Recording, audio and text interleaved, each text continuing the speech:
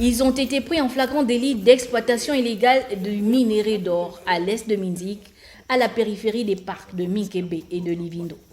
Ce sont 62 orpailleurs clandestins interpellés récemment par les agents de terrain de l'Agence nationale des parcs nationaux au cours de l'opération débuscage des immigrés clandestins. C'est un site d'orpaillage. Toute la zone marécageuse a été retournée. C'est vraiment désastreux. On espère que des missions de ce genre permettront certainement de régler ce problème à long terme qui malheureusement est récurrent dans beaucoup de zones.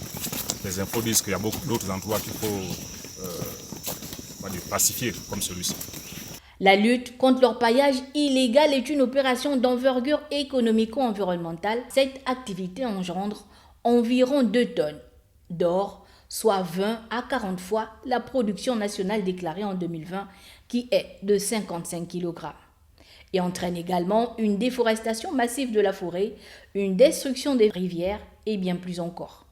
Cette industrie artisanale est pratiquée par 5000 âmes de plusieurs nationalités.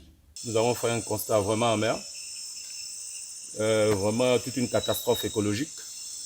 Étant non sur le plan forestier et sur les rivières, la pollution des rivières avec le mercure. Nous sommes dans une mission que nous avons effectuée depuis 3 jours.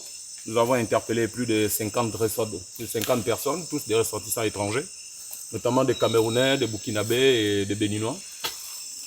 Ils ne respectent aucune norme environnementale, ils sont contre-fous complètement.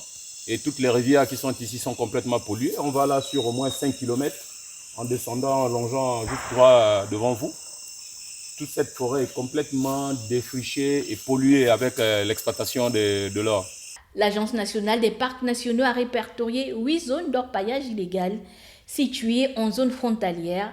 Notons que selon certains témoignages, le personnel administratif serait impliqué dans ce vaste réseau.